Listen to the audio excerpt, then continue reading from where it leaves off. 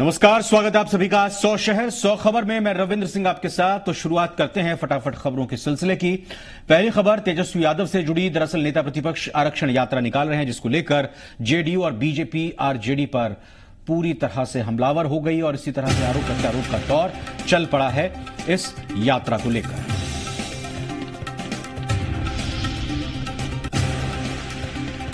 JDU नेता श्रवण कुमार ने आरक्षण यात्रा को गद्दी यात्रा बताया और कहा कि आरक्षण यात्रा के नाम पर तेजस्वी यादव दिल्ली की कुर्सी पर काबिज होना चाहते हैं। बिहार विधानसभा में सेंट्रल हॉल का उद्घाटन मुख्यमंत्री नीतीश कुमार ने किया और कॉफी टेबल बुक का विमोचन भी किया।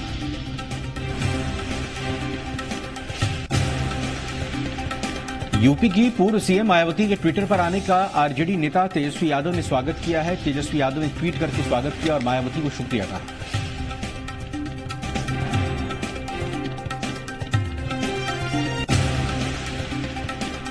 बाहुबली विधायक अनंत सिंह एक निजी कार्यक्रम में हिस्सा लेने के लिए बाढ़ थाना क्षेत्र के अगवानपुर गांव पहुंचे, जहां उनके समर्थकों ने अनंत सिंह का जोरदार स्वागत किया। कार्यक्रम में अनंत सिंह ने उनका वोट तोड़े जाने के सवाल पर कहा। बाहुबली अंदाज में जवाब देते हुए बोले कि हम सबको तोड़ देंगे। राष्ट्रीय वेंडर्स दिवस के मौके पर नालंदा फुटपाथ दुकानदार अधिकार मंच ने राजगीर के यूथ हॉस्टल मैदान में कार्यकर्ता सम्मेलन का आयोजन किया। कार्यकर्ता सम्मेलन में तेज प्रताप ने मुख्यमंत्री नीतीश कुमार के नाम पर लिए बगैर कहा कि लालू प्रसाद यादव ने उनको आशीर्वाद दिया और मुख्यमंत्री बनाया, इसके बाद उन्होंने क्या किया ये सभी देख रहे हैं। तेज प्रताप ने आने वाले लोकसभा और विधानसभा चुनाव में ऐसे लोगों को सत्ता से उखाड़ फेंकने का आह्वान किया। राजगीर पहुंचे आरजेडी नेता तेज प्रताप यादव और जहानाबाद के सांसद अरुण सिंह ने ममता बनर्जी और सीबीआई के बीच चल रहे विवाद पर केंद्र सरकार पर निशाना साधा। उन्होंने कहा कि आज लोग जान गए हैं कि सीबीआई किस तरह केंद्र सरकार के दबाव में आकर काम कर रही है।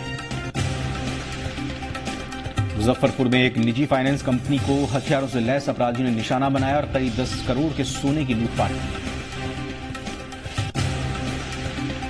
नवादा में अपराधियों ने 10 लाख की लेवी नहीं देने पर सीमेंट व्यवसायी रतन साव के 13 वर्षीय पुत्र पीयूष की गोली मारकर हत्या कर दी।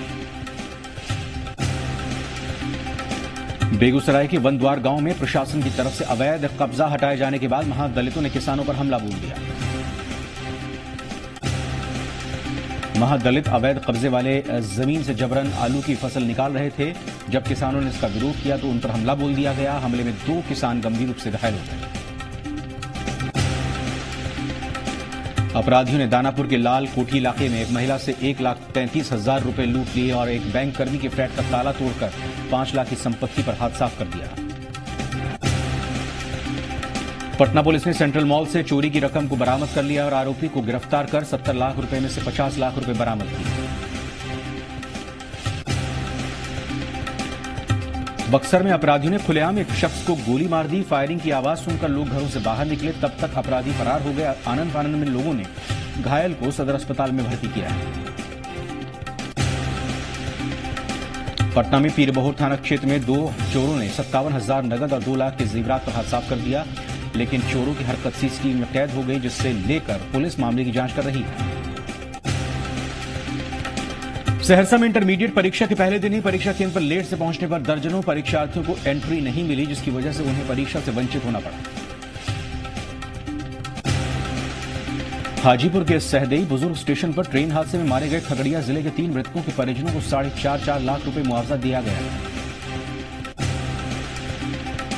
सीवान में ससुराल से बहन की विदा कराने पहुंची भाई को ससुराल वालों ने बंधक बना लिया और उसके साथ मारपीट की। घटना की जानकारी मिलते ही पुलिस मौके पर पहुंची और युवक को छुड़ाया। मोतिहारी में लेट से आने वाले 2 परीक्षार्थियों को एमएस कॉलेज में परीक्षा देने के लिए इजाजत नहीं मिली है, जिसके बाद गुस्साए छात्रों ने कॉलेज के बाहर नारेबाजी की।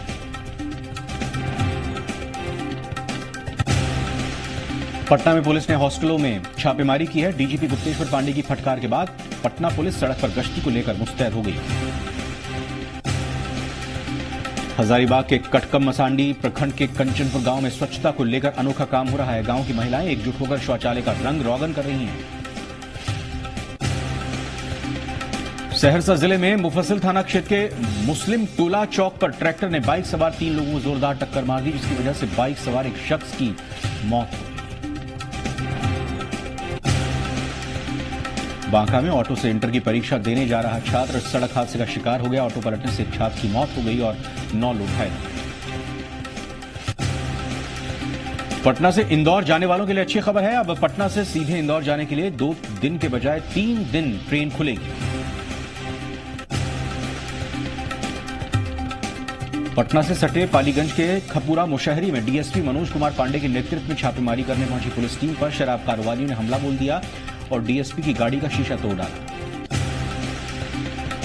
मुंगेर में तारापुर थाना क्षेत्र के यूनाइटेड कमर्शियल बैंक में एक ठग ने बैंक मैनेजर बनकर एक साथ 3 महिला समेत 4 लोगों को ठग लिया, लेकिन ठग सीसीटीवी में कैद हो गया।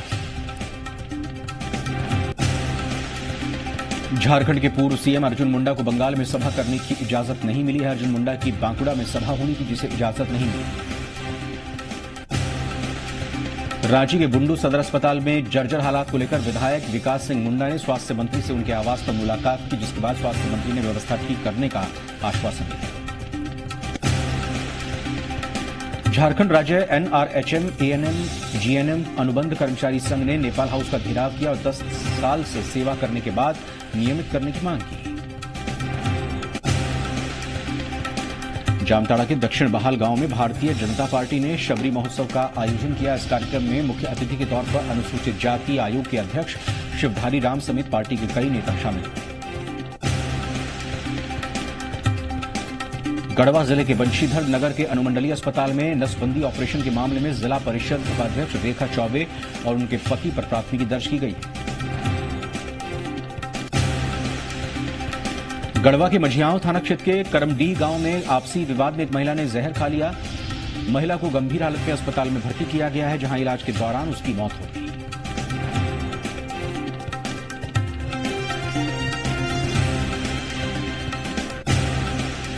रांची के चुटिया थाने के कृष्णापुरी इलाके में शराब पीकर 2 परिवार वालों के बीच हंगामा शुरू हो गया, जिसे शांत करने पहुंची पुलिस पर लोगों ने हमला कर दिया, जिसके बाद पुलिस ने सभी को हिरासत में ले लिया।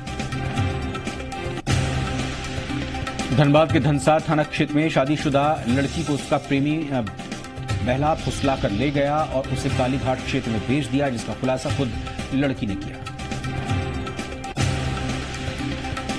गढ़वा समाहरणालय परिसर में आगामी लोकसभा चुनाव को देखते हुए मतदाता जागरूकता रथ निकाला गया है, जिसे अधिकारियों ने हरी झंडी दिखाकर रवाना किया।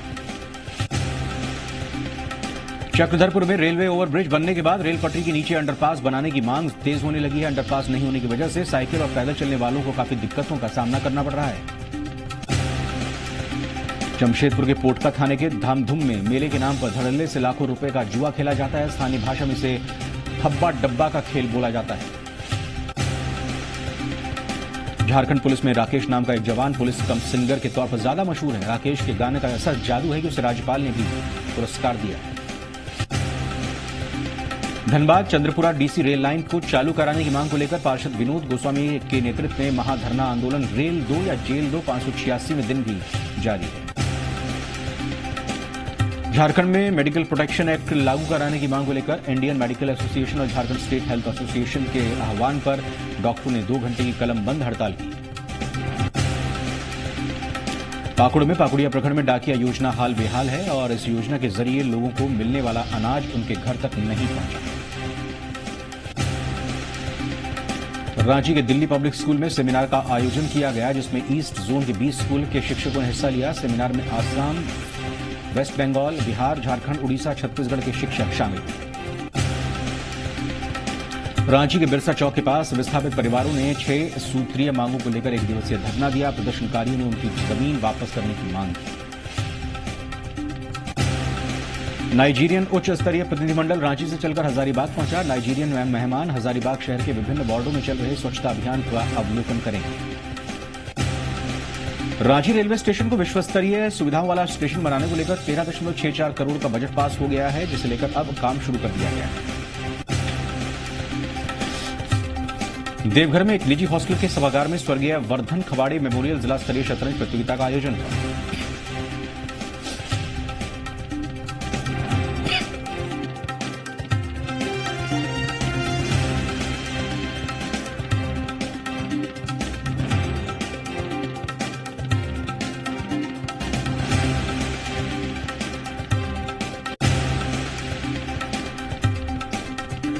हजारीबाग के विनोबा भावे विश्वविद्यालय में डिपार्टमेंट ऑफ हिस्ट्री की तरफ से सेमिनार का आयोजन किया गया, जिसमें हजारीबाग के स्कूल के बच्चों ने हिस्सा लिया। मेडिकल प्रोटेक्शन एक्ट की मांग को लेकर राज्य भर के 12,000 सरकारी कर्मचारी और निजी अस्पताल के डॉक्टर 2 घंटे तक हड़ताल पर रहे, जिसका असर जमशेदपुर में भी देखा गया। धनबाद के गोल्फ ग्राउंड में आगामी 22 फरवरी से शुरू होने वाली 6 दिवसीय नाटक जानता राजा की तैयारी लगभग पूरी हो गई है, जिसे लेकर विधिवत भूमि पूजन किया गया। दिल्ली में बीजेपी का कांग्रेस और रॉबर्ट वाड्रा पर सीधा हमला, कहा कांग्रेस दफ्तर के बाहर 2 अपराधियों के पोस्टर लगे हुए थे, दोनों अपराधी जमानत पर बाहर। बीजेपी ने दावा किया कि रॉबर्ट वाड्रा के पास लंदन में 8-9 प्रॉपर्टीज हैं, जिन्हें वाड्रा ने डिफेंस डील में मिलने वाली दलाली से खरीदा। संबित पात्रा ने कहा भ्रष्टाचार कांग्रेस का एजेंडा है, जहां राहुल गांधी भ्रष्टाचार मामले में जमानत पर हैं, तो वहीं वाड्रा पीएमएलए केस में बाहर है। बीजेपी ने आरोप लगाया कि सिंटेक इंटरनेशनल नाम की कंपनी वाड्रा के करीबी संजय भंडारी की है। ऐसी कंपनी 2009 की पेट्रोलियम डील में दलाली की गई। वाड्रा ने आरोप लगाया कि सीसी थम्पी नाम का आदमी भी संजय भंडारी और रॉबर्ट वाड्रा के लिए काम कर रहा है। थम्पी के खिलाफ 1,000 करोड़ के फेमा केस में जांच हो रही थी। संबित पात्रा ने बताया कि सीसी थम्पी ने 2009 की डील के बाद पैसों को स्काईलाइट कंपनी के अकाउंट में डाला। आरोप है कि थम्पी के नाम पर यह संपत्ति दलाली में मिले पैसों से ही खरीदी गई। संबित पात्रा ने तंज कसा कि कांग्रेस फैमिली एक बेल फैमिली है। पूरे देश को पता चल गया है कि एक रोडपति कुछ ही दिनों में करोड़पति कैसे बन गया, जिसकी विदेशों में भी प्रॉपर्टी। बीजेपी ने आरोप लगाया कि कांग्रेस पार्टी ने न सिर्फ केवल भ्रष्टाचार किया, बल्कि भारतीय सेना का अपमान भी किया है। कांग्रेस ने भारतीय सेना के खिलाफ साजिश रची है। पात्रा ने आरोप लगाया कि यूपीए 2 के दौरान कांग्रेस ने सैन्य तख्तापलट का ड्रामा रचा। कांग्रेस ने अपनी साजिश से भारतीय सेना को बदनाम किया। सोनिया गांधी के दामाद रॉबर्ट वाड्रा से आज ईडी कर रही है पूछताछ। गैर कानूनी तरीके से विदेश में संपत्ति रखने का है मामला। आज ही लंदन से भारत लौटे हैं वाड्रा।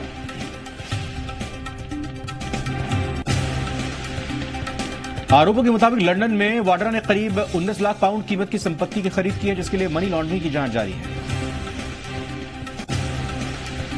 रॉबर्ट वाड्रा ने अग्रिम जमानत के लिए दिल्ली की अदालत का दरवाजा खटखटाया था। कोर्ट ने निर्देश दिया था कि वो ईडी को जांच में सहयोग करे।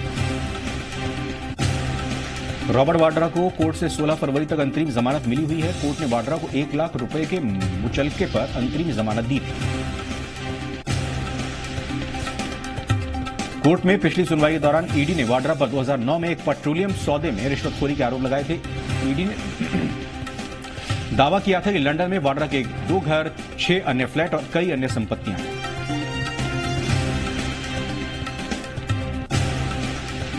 वाड्रा के खिलाफ ईडी राजस्थान के बीकानेर में हुए जमीन सौदे को लेकर भी जांच कर रही है। ईडी ने बीकानेर लैंड डील को लेकर वाड्रा को समन भेजा था। दिल्ली कांग्रेस दफ्तर के बाहर लगाए गए कांग्रेस के नए पोस्टर में राहुल और प्रियंका के साथ रॉबर्ट वाड्रा की तस्वीर। विरोधियों ने उठाए सवाल।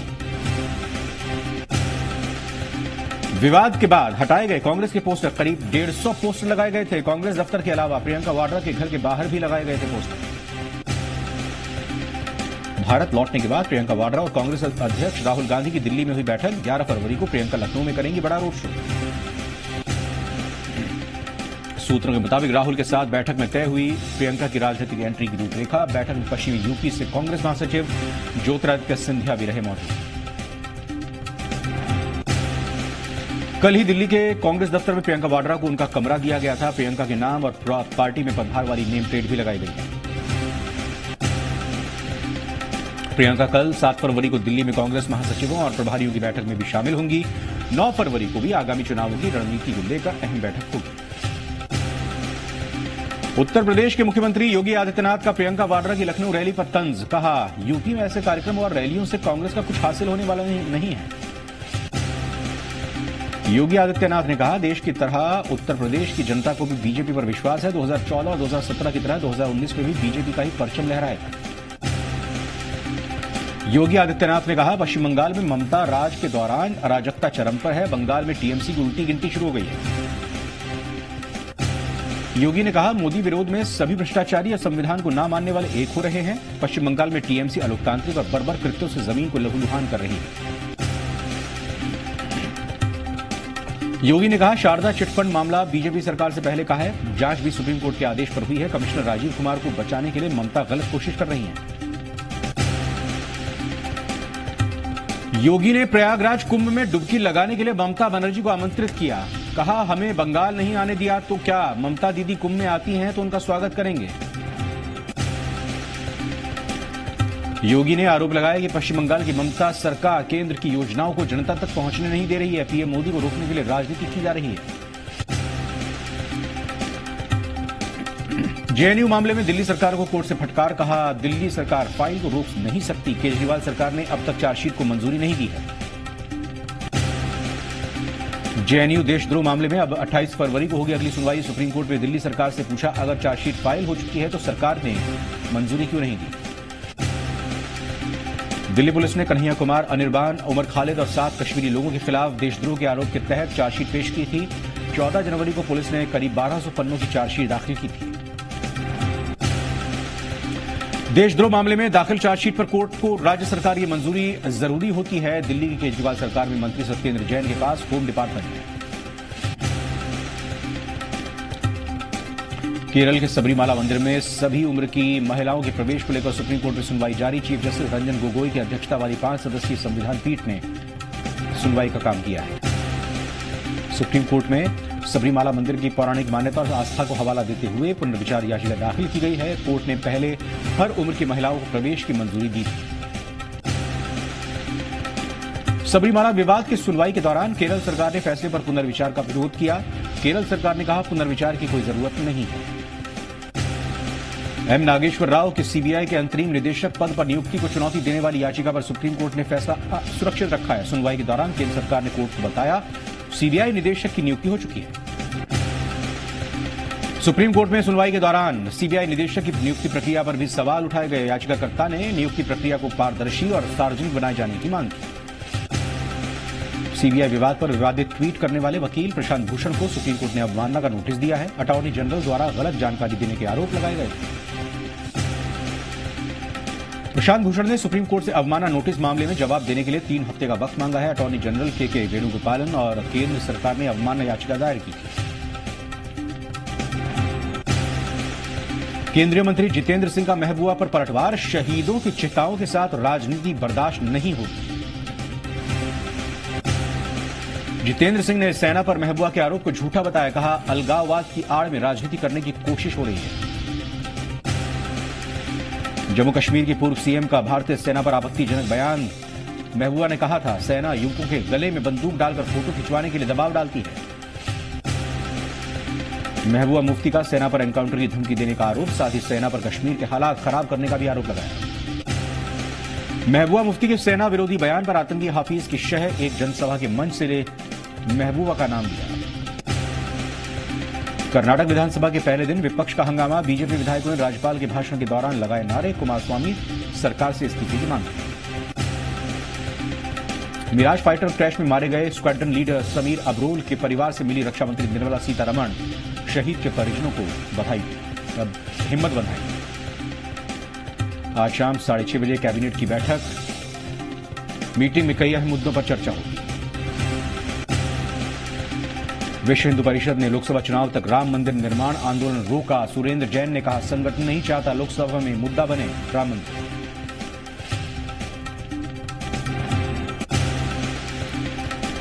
100 शहर 100 खबर में फिलहाल इतना ही, लेकिन कुछ महत्वपूर्ण खबरें आपको दिखाते हैं। इसरो ने आज